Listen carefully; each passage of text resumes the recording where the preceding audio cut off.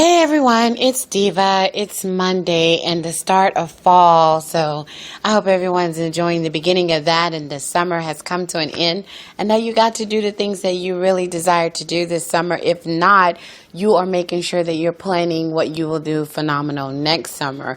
Either way, the fall is here, the winter's coming, and we're ready for some new things. Here is the deal. We were talking in social work today. Kind of unrelated to the topic for a moment, but we were talking about the burnout factor. And for those who are familiar with social work, then you know what I am speaking of. So the burnout factor comes and you have to find these mediums, these outings, these things that you can do to get away from everything that you're dealing with certain cases or a pile of cases, right?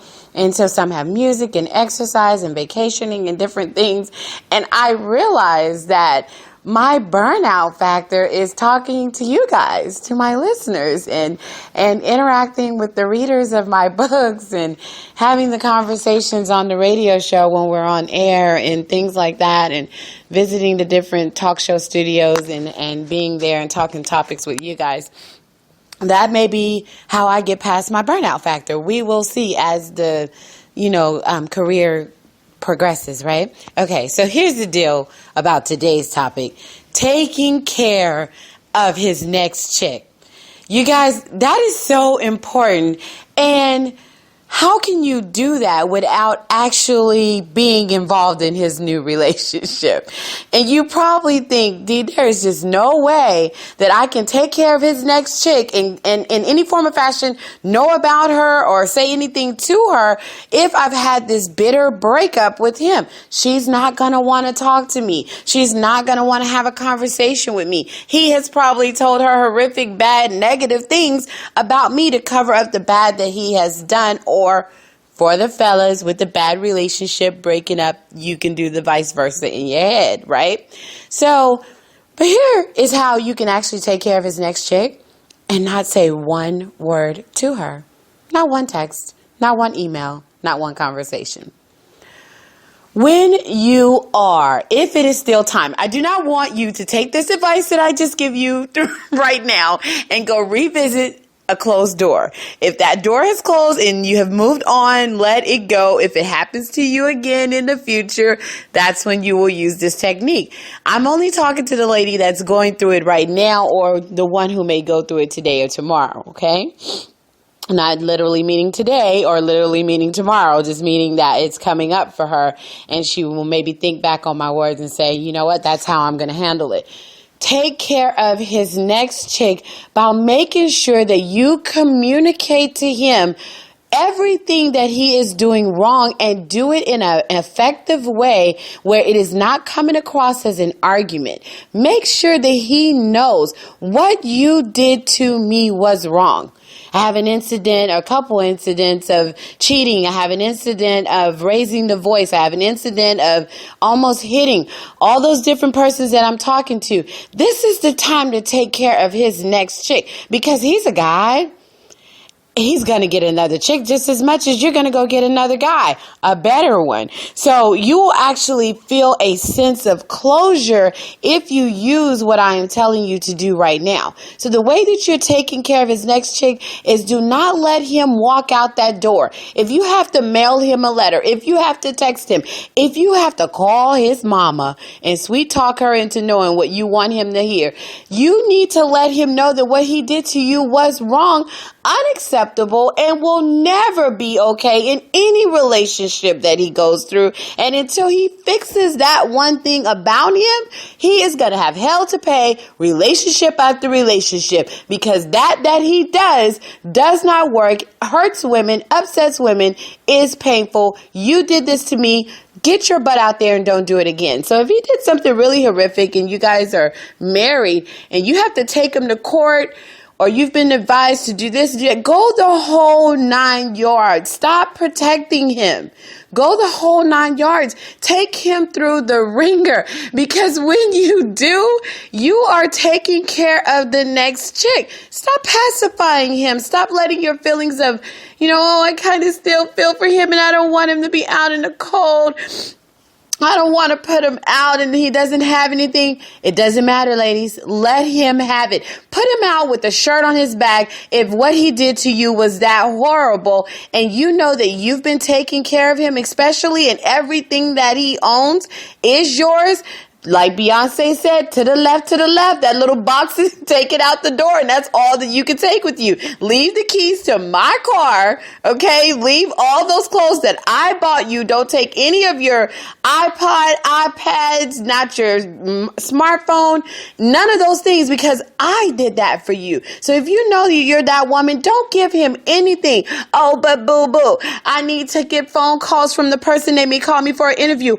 Oh, well, sweetie, you may want to find the next payphone, find out what the number is and give them that number because the smartphone stays with me. Stop giving them the opportunity to come in your life and you do all these things for them and you're buying all these things and then they take all of it with them and you're going to feel hurt. I know you're feeling a pain. You're going to feel a hurt. He's like, I gave everything to you. And this is what you return back to me is cheating or walking off and having a mini affair or an internet affair or relationship, texting and sexting, whatever he has done to you that is unacceptable behavior, you take him all the way down to the bottom. Do not let him walk out on top with, his smartphone that you bought him, his car that you paid the note to. Don't let him do it. And if you cannot get the car because you gave him the money and it's in his name, then you get your butt down to small claims court and you remind him when a woman's fed up. You remind him what that stands for so that the next woman, you have taken care of her. Does that make sense to you guys? And for that woman that says, well, I don't do all those things for him. He took care of me. He was paying for everything, but he still cheated. He still did that. And how do I take care of his next woman? Sweetie, you take care by making sure you read him his rights. You talk until his ears hurt. You text until his eyes hurt. You go on and on and on. If you have to write a pile of letters that can fill up a box, do so. Make sure he hears from you that what you did was dead damn wrong and it is unacceptable. And before you go to the next chick, you need to check yourself. So it can apply the same way. It's not always about that you took care of him. If he was the sugar daddy of your life and doing everything and walked off and cheated on you, you can still read him his rights because he will hear it when it's time for him to hear it. He may not get the lesson now. He may not hear the words now. But when he steps out to cheat on that next chick, he's going to think twice. And when he does and doesn't cheat on her, you've helped the next woman. And it should all be about sisterhood. You could care less that she's getting your leftovers and all these other irrelevant things that my sisters tend to stress. Who cares? You took care of her. You made sure that she didn't have your story with him. Does that make sense? Take care of her. It's a sisterhood. It's not about the guy that's cheating and doing all the bad anyway. It's about a sisterhood and making sure that the next woman, that the next mother of his next children, whatever the case may be, does not experience the exact same story that you experience. You can't stop him from cheating. You can't stop him from being whatever, but you can implant a good seed in him, so to speak, and by making him think twice before he goes out and does what he knows really hurts someone. Because some women walk away and don't tell them. I know, because I got you guys leftovers. Like, did that chick ever tell you that this crap you do is not right? Well, here it is. And then I have to read them their rights and you guys give me all this work. You know what I'm saying? So I'm trying to make sure that people are taking care of the next woman because she doesn't want all that work, you know, and you didn't want it either, right? Okay, guys, so I got to talk about the book. So remember this, not just anyone will do. We really want to focus on that one because it has not had the amount of sales that Great Sex Is Not Love and Never Will Be had. And so I want you guys to get that book because I want your feedback. Remember this, not just anyone will do. I know you love Great Sex Is Not Love and Never Will Be. I love it too. But I want you guys to get the new book and check it out and spread the word about it. Also, So Your Heart's Been Broken, please get over it. So get on the internet, Amazon.com/author, AUTHOR, /Miss Diva, MZDEEVA, and grab one of those, paperback, Kindle, Nook, however you want to read it. Grab it, and it's inexpensive. It just doesn't cost a lot of money. I have all kind of different books that I've bought that I've paid like $25 for and $14 for by different authors, and I don't want you to experience that with me. I want to be the one always offering you the affordable price. So thanks for taking another listen.